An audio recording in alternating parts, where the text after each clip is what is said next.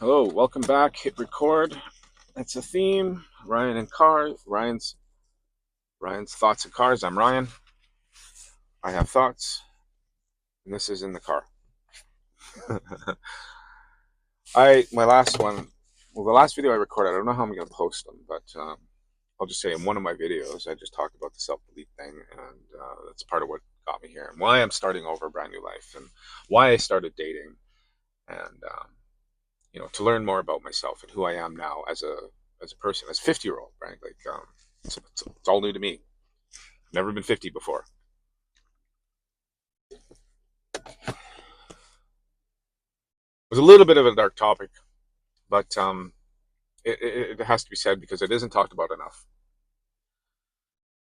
I was After my divorce, I joined a well, before, when I knew my marriage was going south, and I didn't know what to do about it. Really didn't know who to talk to about it. I joined a relationship website and got some really great advice, got some really great insights into what was kind of going on and how to approach things. Then it then that led into a divorce and a separation, well, separation, divorce, and everybody going their own ways. But I ended up being on that website and becoming an administrator, and it had to have been for easily 15 years, 15 years, 10 years at least. 2008, 2009, so 2009ish to 2019. Yeah, pandemic. Yeah, to the pandemic, to the lockdowns, or whatever you want to call it.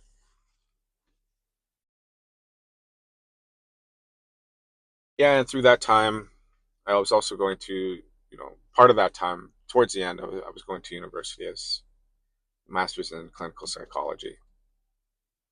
Um,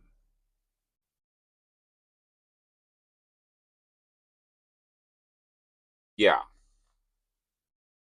So in all of that, I really learned a lot about suicide. I was actually a peer counselor. I was a volunteer counselor for one of the colleges that I was going to, and the university, for international students. And you know, I had an absolute interest in it, but it also helped. It was a definite program that counted towards your degree, right? Instead of uh, Instead of a course. But I also did take my counseling courses and things like that in school, and uh, it was really strange because when I was taking all this school stuff, it was kind of stuff that we kind of do at the house where my mom had taught us.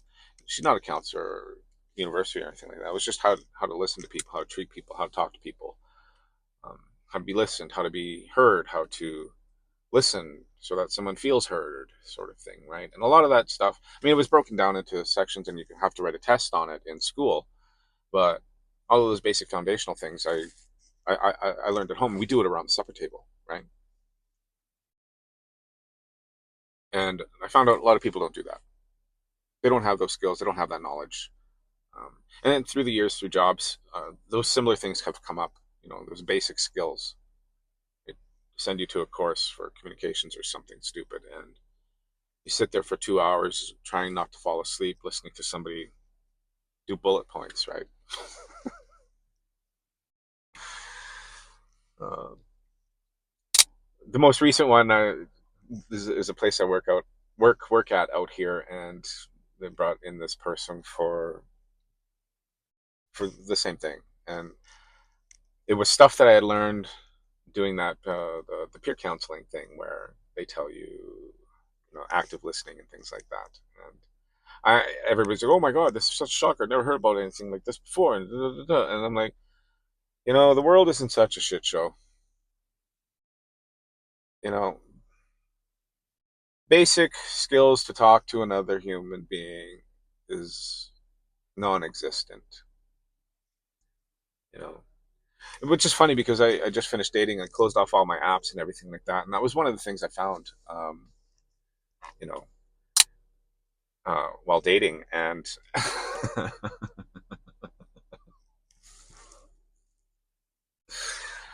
I'm in Alberta, and most of the women were working at U of A, and a lot of them had psychology or counseling and shit on their profiles, and trying to talk to these women was like pulling teeth. I'm like, really? Like, really? Seriously? You know,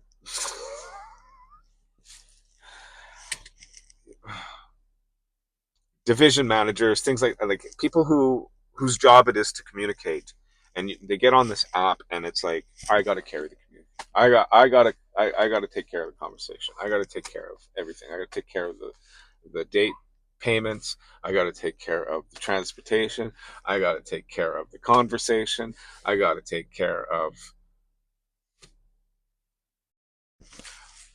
I have to take care of how she feels as a guy. I have to do the magic to turn her on so that she feels something so that she'll call me back for another date, right? And if I have to manufacture that out of thin air, out of pure fakery, I do it. And it's so disingenuous that it is absurdly laughable. So that is one thing I learned while dating. I think, a lot of guys have checked out of dating, and I totally agree that they should, because especially if you're an older person. I mean, my wife left me to go find herself, and destroyed an entire family for it. Not just destroyed family, but my kids actually didn't even want to see her anymore. They didn't want to have nothing to do with her. They hated her guts. Um, she almost made us homeless. Well, she did make us homeless. I had to pull it out of my ass to make sure that it wasn't even just me. My entire side of the family had to work something out so that, because we were going to be in, we were homeless. The house was being foreclosed on. This chick wouldn't talk to me, and I ended up in a room with her and the lawyer, um, because I had to move the kids to a different province, and it worked out. But in that room was the first time I had been able to like talk with her in, or let her know what's going on. Had it all written out on a big thing of paper that I gave to her lawyer, that her lawyer requested, and all of it was laid out in there. But he never read it, and kind of he got called on by my lawyer, and he was fined, and he almost lost his license for that. Um, but she also broke down in that meeting, going, "Oh my god, I didn't know this, that." And I said, "Look, I've been trying to talk to you. I'm trying to do this. Like, you're not, whatever, whatever." And then she tried to come back. Her first visit back, well, first visit to us, and she put on this innocence thing and all of this. And like, can I come back? Let's try again, sort of thing. And I'm like, holy shit. You know, if I could have worked it out, it probably would have worked. I was nothing but disgust for her. Um,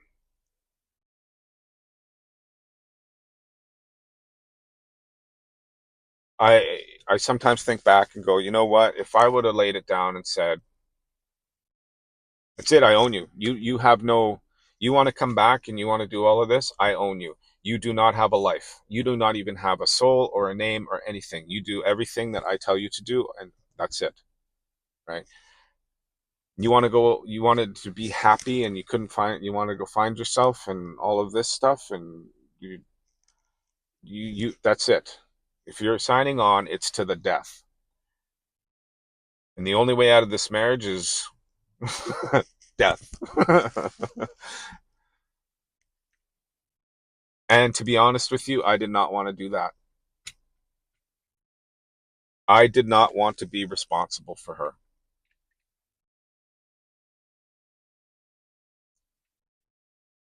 which probably would have made a great marriage if I did do that.